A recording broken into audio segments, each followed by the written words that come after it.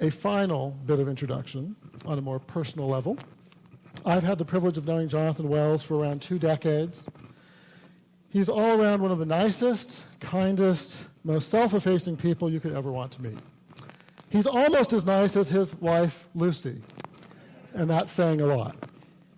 Jonathan's character is all the more remarkable when you understand just how much vituperation and nastiness has come his way, because he has been willing to stand up and say the Darwinian emperor has no clothes. Jonathan has intellectual courage. And in fact, he's always had the courage of his convictions, which I think comes clear in the following short video, which you get to see for the first time, produced by Rachel Adams on our staff.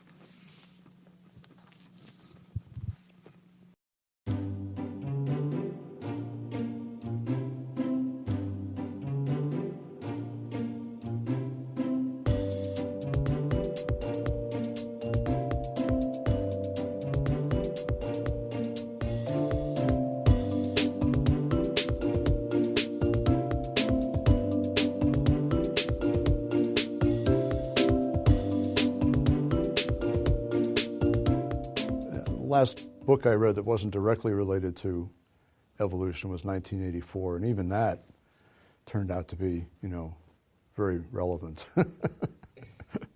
I used to love reading Ian Fleming books, James Bond,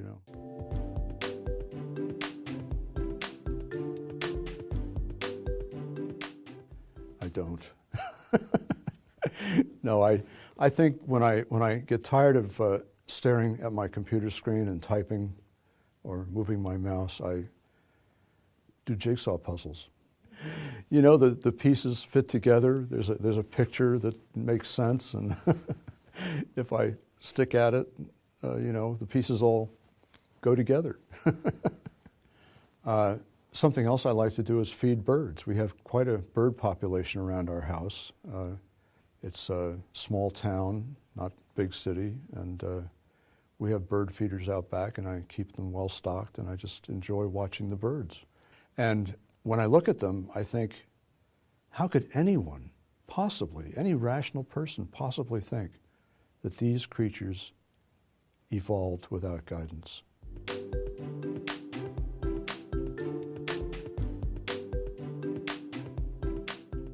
I am an ex-con, yes.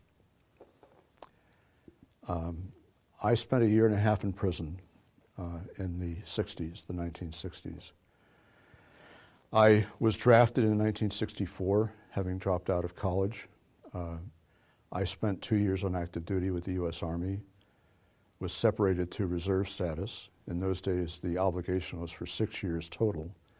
I did 2 years active, and then I had 4 years of reserve obligation. So by then, the Vietnam War had escalated quite a bit. I was called back. By then, I was a transfer student at Berkeley, quite the hotbed of anti-war activity in those days. So I wrote a polite letter to the command and said, I'm sorry, I can't do that. I can't come back. I can't put on the uniform again. And gave a big speech on the steps of Sproul Plaza at Berkeley. The news media were there, and I announced my intention not to serve anymore.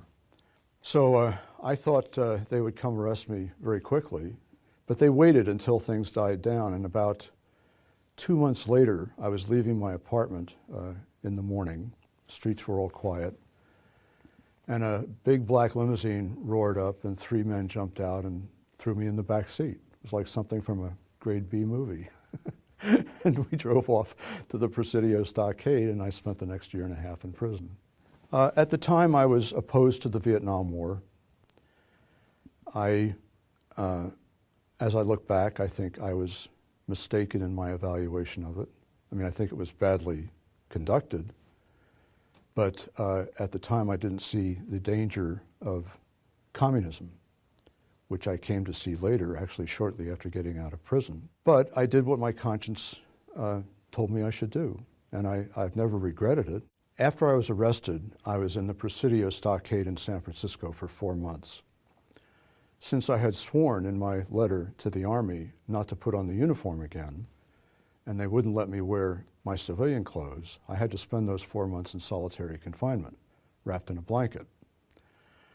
When it was time for them to ship me to Leavenworth, where I did the remainder of my prison time, they forcibly put the uniform on me and took me to the airport.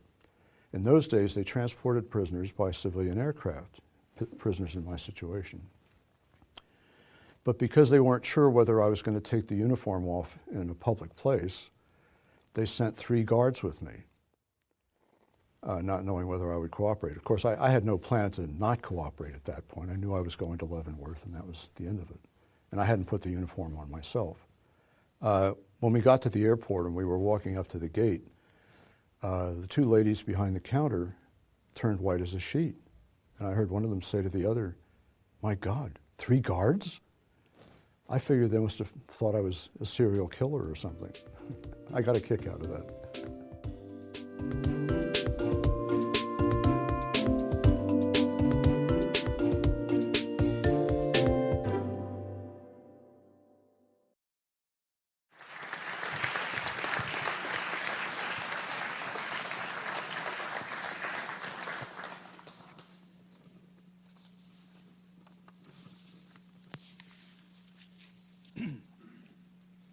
Thank you.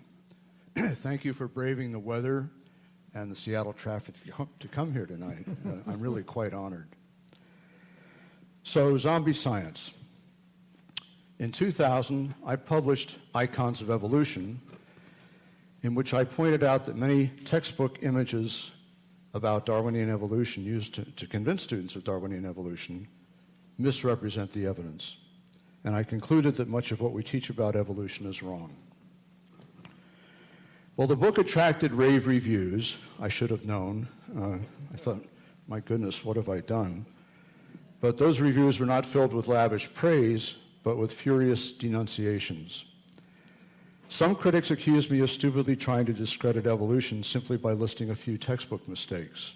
Here's one example. Because there are omissions, simplifications, and inaccuracies in some general biology textbooks, obviously the modern theory of evolution must be wrong. This is the astounding line of reasoning that is the backbone of Jonathan Wells's Icons of Evolution. This is even better. These 2 guys worked for the National Center for Science Education, which is a militantly pro-Darwin lobby organization. They called me the wine expert. Wells reminds us of those kids who used to write letters to the Superman comics many years ago. "Dear editor," they would write, "you made a boo-boo," et cetera, et cetera. Well, did it really affect the story? Wells cannot hurt the story of evolution. Like a petulant child, he can only throw tantrums. This is a characteristic, actually, of many of the criticisms I got in those days. So, were the Icons of Evolution just textbook boo-boos? Here's a real one, a real textbook boo-boo. This was in a physics textbook in 1997. That's a picture of the singer Linda Ronstadt with a caption underneath identifying her as an atom of arsenic, a silicon crystal to which an atom of arsenic has been added. On the very next page, there's a picture of a silicon crystal with arsenic added, and the caption says, "Triodes are used in microphones to amplify sound." Obviously, the captions had been mistakenly switched, and the publisher corrected the mistake in the next edition. But what if the identification of Linda Ronstadt as a silicon crystal were reproduced essentially unchanged year after year, and in many different books, not just this one? What if the identification of Linda Ronstadt as a silicon crystal was consistent with other material in the books promoting the theory that life is based on silicon rather than carbon? And finally, what if the pictures are defended as correct even after the evidence has shown that life is not silicon-based? Well, that's what happened with the Icons of Evolution. Year after year, they're reproduced in textbooks, many textbooks, not just biology textbooks. They're part of a systematic pattern explicitly aimed at promoting Darwinian evolution. And they are defended vigorously, nastily even, by the scientific establishment even after the evidence has shown that Darwinian evolution and the icons are false. Now, a big ambiguity here is what we mean by evolution. It has several meanings. One is simply change over time, which nobody disagrees with, at least nobody that I've ever met. Another meaning for evolution is minor changes within existing species. Again, I've never met anyone who disagrees with this. We can see right here in this room that it happens. Farmers have been observing it for centuries. It's not controversial at all. But what about the origin of new species, organs, and body plans? Well, this is called macroevolution, to distinguish it from the microevolution I just described. By the way, that distinction was made by a Darwinian evolutionary biologist years ago. Well, certainly new species, organs, and body plans have originated in the history of life. I don't know anyone who denies that. But the problem comes when we use Charles Darwin's theory to explain macroevolution as due solely to unguided natural processes. Now, he wrote in The Origin of Species that his book was one long argument, basically against creation by design. For Darwin, without the S, all living things were produced by unguided natural forces. He wrote in a letter later, I would give absolutely nothing for my theory of natural selection if it required miraculous additions at any one stage of descent.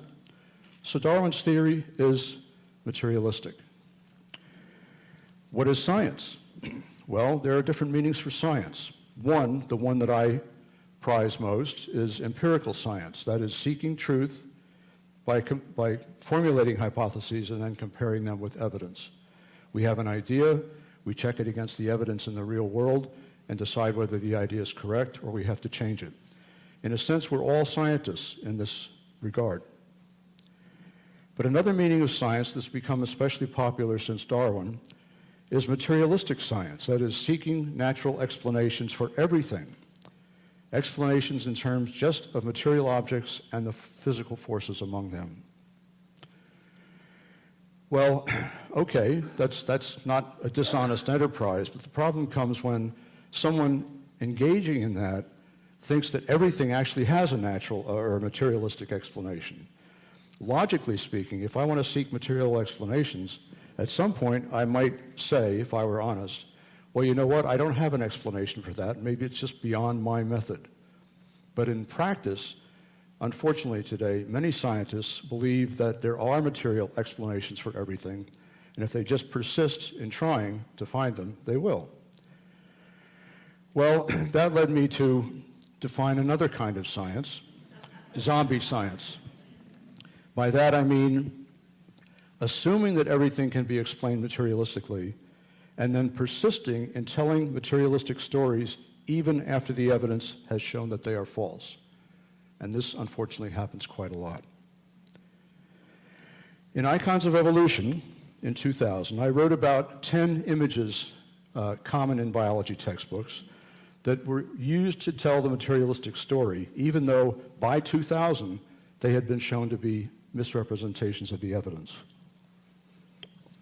The Miller-Urey experiment, Darwin's Tree of Life, homology, Haeckel's embryos, Archaeopteryx, the fossil bird with claws or with teeth in its beak and a long tail, peppered moths, Darwin's finches, four-winged fruit flies, fossil horses, and the ape-to-human fossils, actually drawings mostly. Well, I'm not going to go over all of those here tonight, but I will touch on 4 of them just to show you what has happened to these so-called textbook boo-boos. They're all still with us. The Miller-Urey experiment. In 1953, Stanley Miller, in the lab of Harold Urey, simulated what scientists then thought was the early Earth's atmosphere. This was an honest experiment. Miller was not out to trick anybody. The atmosphere he used contained methane, ammonia, hydrogen, and water vapor, and he used an electric spark to simulate lightning. So there's the spark the water would boil here, the gases enter here, spark, and then the results would accumulate down here. And after a week, Miller analyzed this brown tar and found some amino acids, which are the chemical building blocks of proteins. And this was widely touted as a step in explaining the first step in the origin of life. This showed how the building blocks of life formed on the early Earth. That's the way it was advertised. By 1980, however, geochemists had concluded from many kinds of evidence that the Earth's early atmosphere consisted of gases emitted from volcanoes, and that any hydrogen that might have been there, being the lightest element, would have escaped the Earth's gravity into space. So here we have a comparison to the Miller-Urey gases, water vapor, methane, ammonia, and hydrogen. Lots of hydrogen here, including lots of free hydrogen. And the volcanic gases, water vapor, nitrogen, carbon dioxide, carbon monoxide, a lot of oxygen here, and a few other trace gases as well. Well, in 1983, Miller himself, with a colleague, tried using a carbon monoxide, carbon dioxide atmosphere to produce amino acids.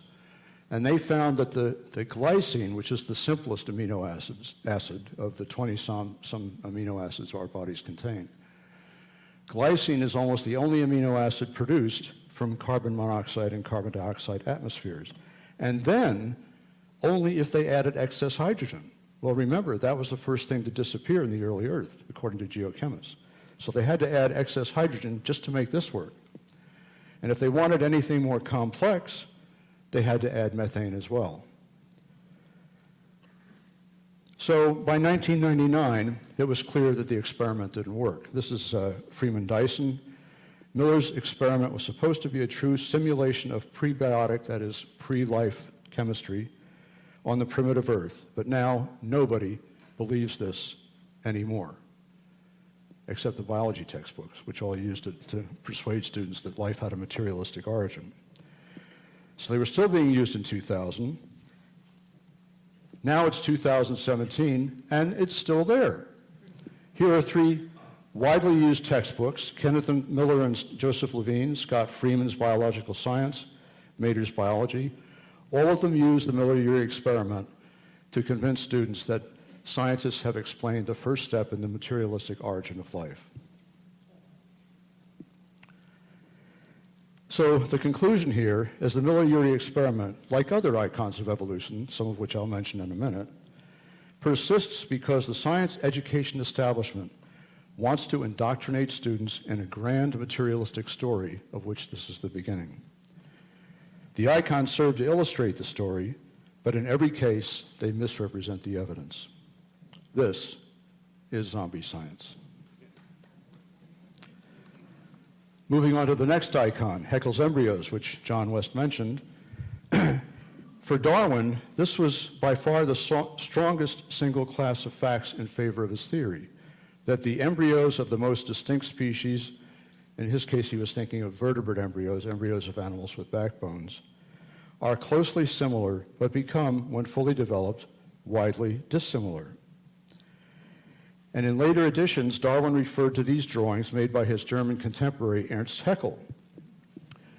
In the top row, according to Haeckel, we see the early forms of these embryos. So that's a fish, salamander, turtle, bird, and 4 mammals. And they all look like little fish. Well, Haeckel's contemporaries accused him of fraud for distorting those embryos to make them look more similar than they really are. And in fact, he did. These are drawings based on actual embryos of those 5 different classes: fish, amphibian, in this case a frog, turtle, bird, and human. No embryologist would have any trouble distinguishing these from each other. And you can see that in Haeckel's original drawings, they were made to look the same. In 2000, the year icons came out, evolutionary biologist Stephen Jay Gould wrote that we should all be astonished and ashamed by the century of mindless recycling that has led to the persistence of these drawings in a large number, if not a majority, of modern textbooks. And he was absolutely right. But making those embryos look more similar than they really are was not even Haeckel's biggest misrepresentation. Early vertebrate embryos actually start out looking much different. Here's the stage that Haeckel portrayed as the first, and he distorted these to make them look more similar. But if we go back to the earlier stages, the differences are much more striking.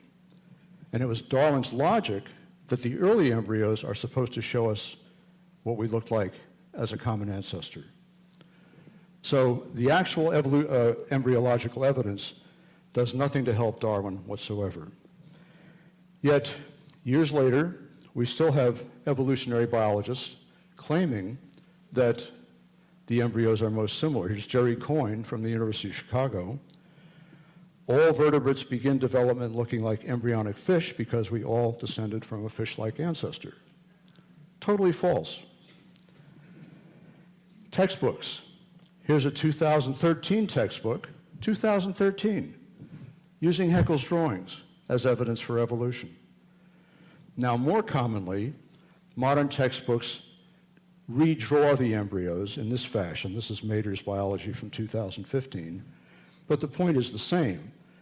These drawings still misrepresent the early embryos, not quite as badly as Haeckel did, but the point is these all look kind of like little fish, and then they develop into real fish, salamanders, birds, and so on.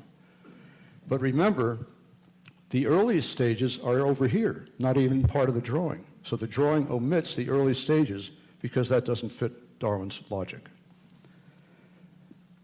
This, again, is zombie science. Moving on to another icon, famous one, peppered moths.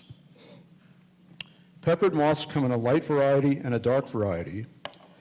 When the dark moths became more common in 19th century England, evolutionary biologists attributed this to survival because they were better camouflaged on pollution-darkened tree trunks.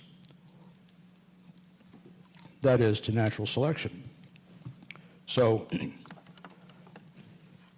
this is a tree trunk without pollution, light-colored.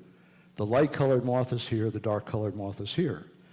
The argument is that as the trees got darkened by the pollution, the dark moths were better camouflaged, and the birds ate the light ones. Very plausible, actually. The story, and photos like the ones shown here, became common in biology textbooks throughout the 2000s and even now. Well, even if the story were 100% true, it would show only a shift in the proportions of two existing varieties, that is, microevolution.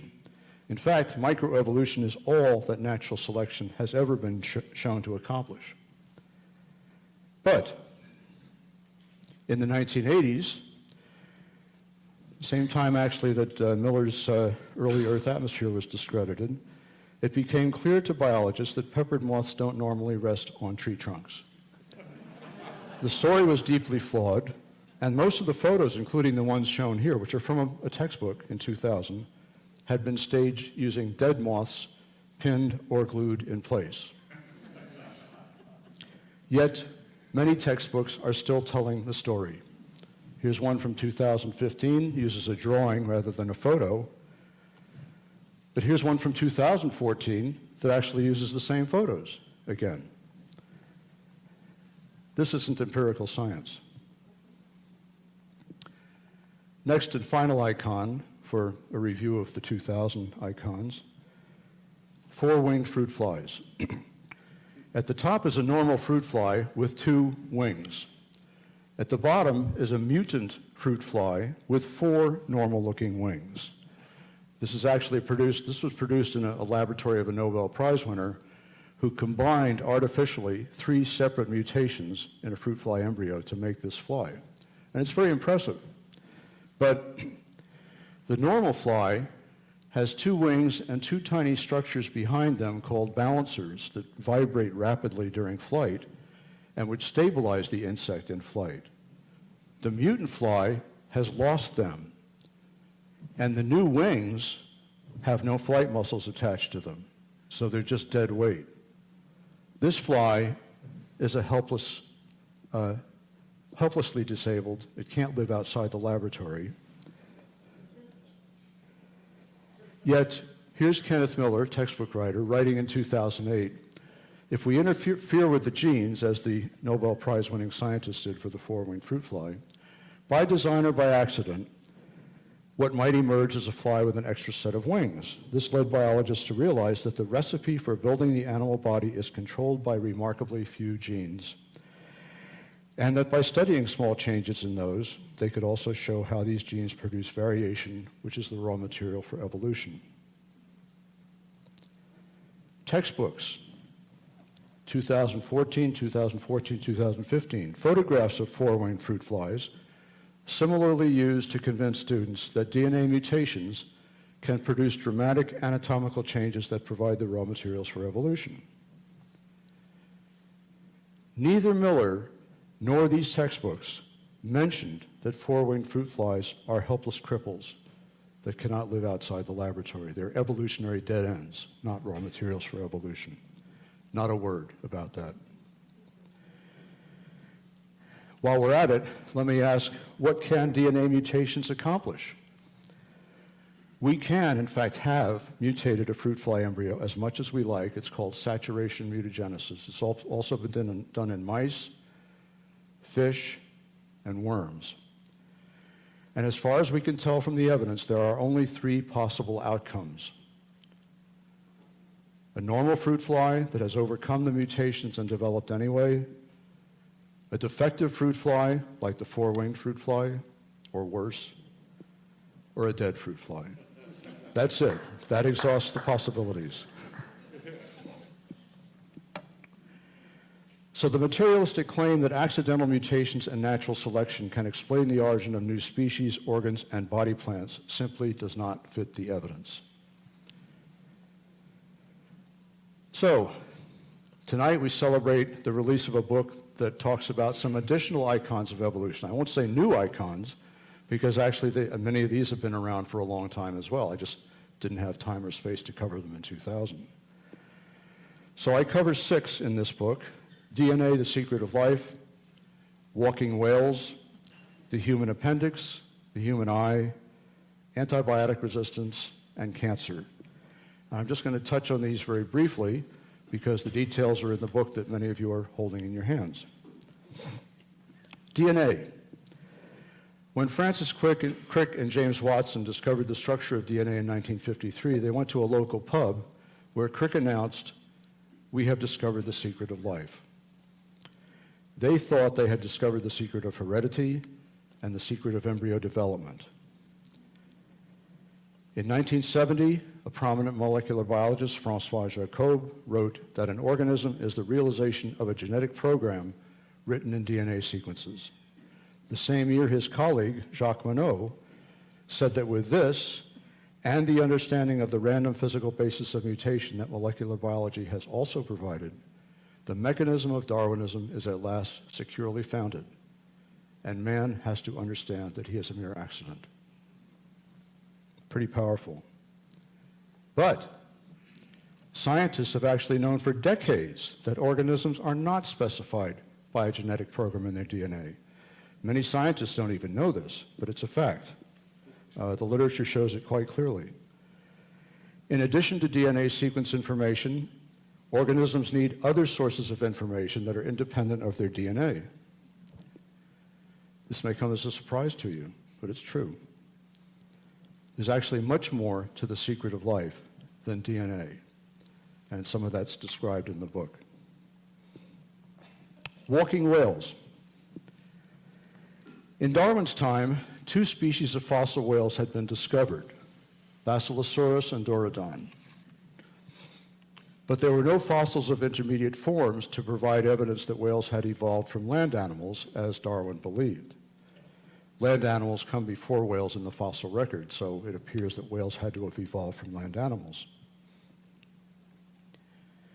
In the 1980s, a wolf-sized land animal was announced to be the ancestor of modern whales because it had a bone in its ear that resembled a bone up to that point found only in the ears of whales. It was named Pakicetus, or Pakistani whale. Cetus is the Latin word for whale. But critics pointed out that there was still a huge gap between Pakicetus and true whales, so the criticisms continued.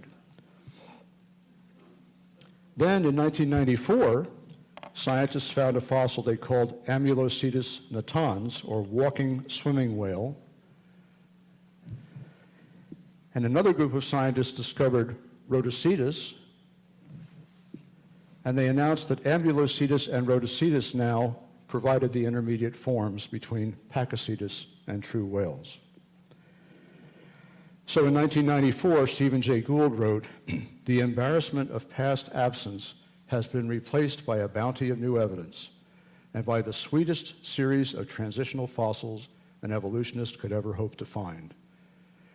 I cannot imagine a better tale for popular presentation of science, as though evolution and science were the same thing, or a more satisfying and intellectually based political victory over lingering creationist opposition." Well, eventually some other forms were found, and now textbooks routinely show a series of these fossils as evidence that whales gradually evolved from land mammals, though the arrows in this drawing are completely imaginary.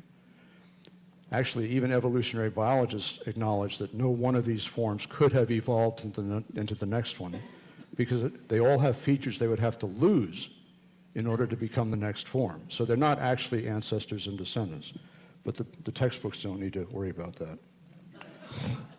But here's the rub. All of the so-called walking whales, remember this is a whale just because it has a certain ear bone, was fully terrestrial. We have fully terrestrial, primarily terrestrial. These animals, it turns out, were land animals that had spent a lot of their time in the water, like sea lions and otters. That was the structure of their anatomy. The fully aquatic whales up here are actually quite different. And the transition between the primarily terrestrial amphibious mammals and the fully aquatic whales is still missing. Fully aquatic whales actually differ from these amphibious mammals, in many respects. Some of them, a few of them, there's actually quite a few, are blowholes. So these animals all breathe through their nostrils at the front of their snout. These animals breathe through holes in the tops of their heads. Quite different, anatomically and physiologically. Whales have flukes that are not at all like the tails of these amphibious mammals down here, or these terrestrial ones down here. Flukes are very complex structures, aerodynamically almost perfect, although, I mean, they're in the water, but the flow over them has been determined to be almost ideal. They have their own tendons connecting them to muscles in the tail. Here's the fluke. And so the fluke is actually moved independently of the tail to propel the animal through the water. And these whales, some of them can reach speeds of 30 miles an hour in the water, quite fast. These are not like the passive flippers of a scuba diver. They're active muscles. Internal testicles. Sea lions have external testicles, but the streamlined bodies of fully aquatic whales have internal testicles. Well, unless these testicles are cooled, they're sterile. And a sterile whale is not a link in any evolutionary chain. The system that cools these testicles is quite complex. It wouldn't have evolved before the testicles were internalized, and yet if the testicles were internalized before the system evolved, the animals would be sterile. So again, we have a big gap here between the amphibious mammals and the fully aquatic whales. Still a big question mark. The human appendix. Darwin said not only is the appendix useless, and the modern word for that is vestigial, but it is sometimes the cause of death. He wrote, "On the view of descent with modification, we may conclude that the existence of organs in a rudimentary, imperfect, and useless condition, like the appendix, far from presenting a strange difficulty, as they assuredly do on the ordinary doctrine of creation. After all, why would a creator make an animal with a useless organ?" So Darwin argued it could be anticipated on his theory of descent with modification. But in 1900, British anatomist Richard Berry reported, on considerable evidence, that the human appendix is actually an important part of the immune system, which helps us to fight disease. Berry concluded that the appendix is not, therefore, a vestigial structure. Well, forget the evidence. The 2014 edition of Raven and Johnson's Biology tells students that the human appendix is apparently vestigial. It is difficult to understand vestigial structures such as these as anything other than evolutionary relics, holdovers from the past. According to University of California, Berkeley website, which was updated last year, all life bears the scars of its history, including humans. Our awkward wisdom teeth and appendix are simply historical holdovers that evolution has not managed to rid us of. Well, fortunately, because our immune system might be compromised if it had. Now, you can get by without your appendix if you have to have it removed. I had my tonsils removed when I was a kid, and we have other systems that can back them up in the immune system. But the fact is the appendix is known, not just based on Berry's work in 1900, to serve as a part of our immune system. It also serves as a safe house for beneficial bacteria. We need bacteria in our intestines to digest our food. After a serious bout of diarrhea, a person may lose all those beneficial bacteria, and the appendix can actually reseed the intestines and keep that person alive. So there are two known functions of the human appendix which are ignored by these evolutionary biologists. And the evidence was there for a long time. The human eye. In the human eye, indeed in the eyes of all animals with backbones, the light-sensing cells, which are here shown in blue and green, face away from the incoming light. The blue cells are rod cells, which are so sensitive they can detect a single photon. The green cells are less sensitive, but they see color. The rod cells just see black and white. So these are very sensitive cells, but evolutionary biologists look at this and say, this is obviously an example of bad design. Who in his right mind would put the light-sensing cells on the side away from the light? Instead, they argue it's evidence for unguided evolution. So according to Richard Dawkins, any engineer would naturally assume that the photocells would point towards the light with their wires, that is the nerves, leading backwards toward the brain. He would laugh, as Dawkins does, at any suggestion that the photocells might point away from the light. According to Kenneth Miller, who we've run into several times here, no designer would suggest that the neural wiring connections should be placed on the side that faces the light, rather than on the side away from it. Incredibly, this is how the human retina is constructed. And like Dawkins, Miller argues that this is a result of evolution. It's an accident of evolution that leads to flaws, rather than a design feature. But it has been known for decades, long before Dawkins and Miller wrote these opinions, that the light-sensing cells in the human retina have the highest metabolic rate of any tissue in the body because the demands on them are so high. So they need a generous supply of blood, back here in red, that's mediated by a layer of cells called the retinal pigmented epithelium, which is between the blood vessels and the light-sensing cells. Now, if these are removed, the light-sensing cells die, and we would be blind. But if these are put in front of the retina, between the light-sensing cells and the light, we'd also be blind, because blood is opaque. It doesn't emit light. The nerve cells, as it turns out, are relatively transparent. So by having the nerve cells here, the light gets through to the photosensing cells, which are then nourished essentially by this blood and these retinal epithelial cells.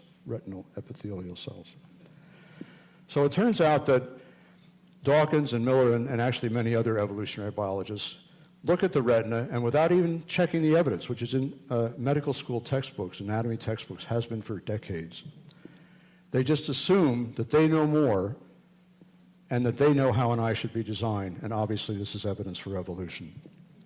That to me is bewildering. to make statements like that without even checking the evidence. Finally, moving on to antibiotic resistance in cancer, advocates of a new discipline become popular in the last few decades called Darwinian medicine claim that nothing in medicine, especially antibiotic resistance in cancer, makes sense except in the light of evolution. And they actually actively try to force medical examining boards, medical schools, licensing associations to require courses in evolution of medical students. They don't persuade physicians that it's needed, because physicians usually know better. So they go to the administrators and try to convince them to force students to study evolution. But actually, Darwinian medicine has contributed nothing to overcoming medical problems. All it does is it provides materialistic stories about why we get sick. Physicians don't need that. They need to know how to cure disease, not to be able to explain how it happened materialistically. So Darwinian medicine has actually done us no good. Now, some people claim that antibiotic resistance and cancer provide evidence for evolution. In antibiotic resistance, a few cells emerge in a population that resist an antibiotic, so the antibiotic kills off the other cells, and the resistant cells are left, and they multiply and take over. So this is a form, in a sense, of microevolution, somewhat like the peppered moth, where a certain variety becomes predominant in a population where before it was a very small percentage. That's microevolution.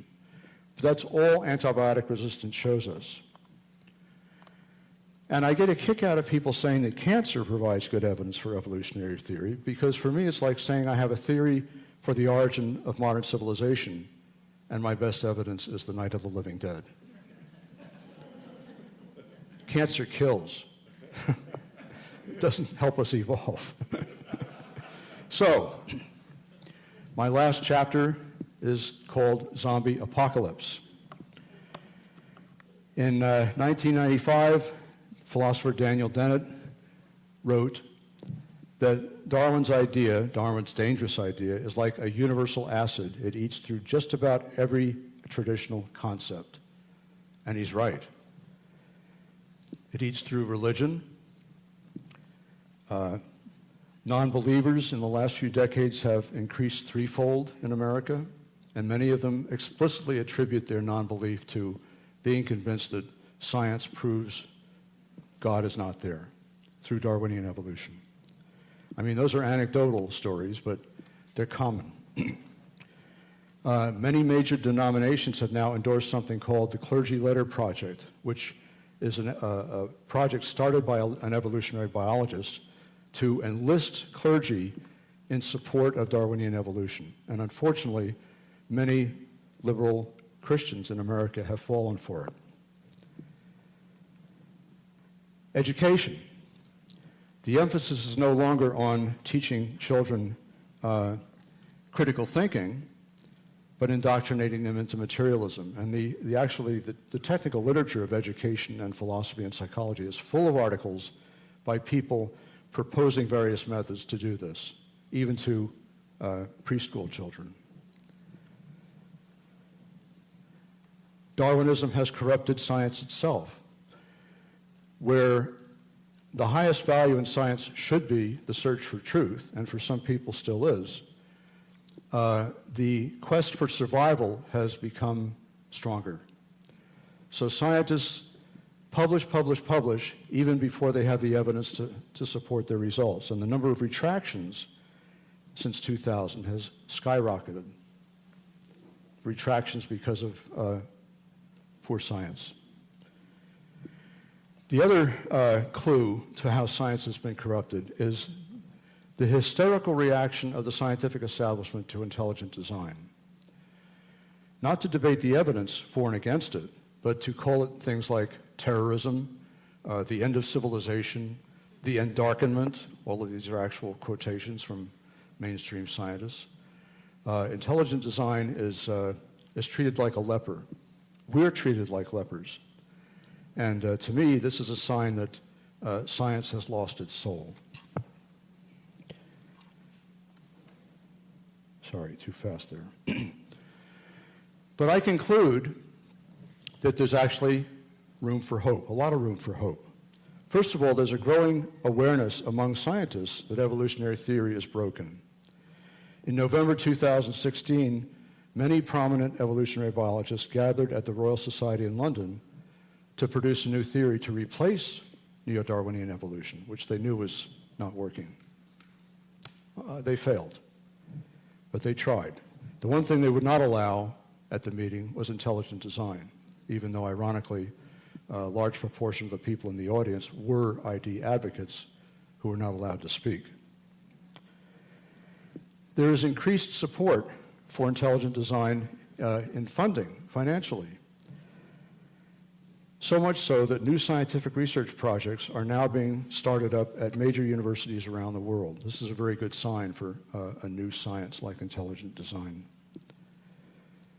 Finally, coming up soon on May 5th and May 6th, Mackenzie University in Sao Paulo, Brazil, in collaboration with the Discovery Institute, will inaugurate a new intelligent design research center there. Very important event. Many people expected to attend the inaugural celebration. These, to me, are signs that the times are changing and that zombie science will fade into the background before too long. Thank you.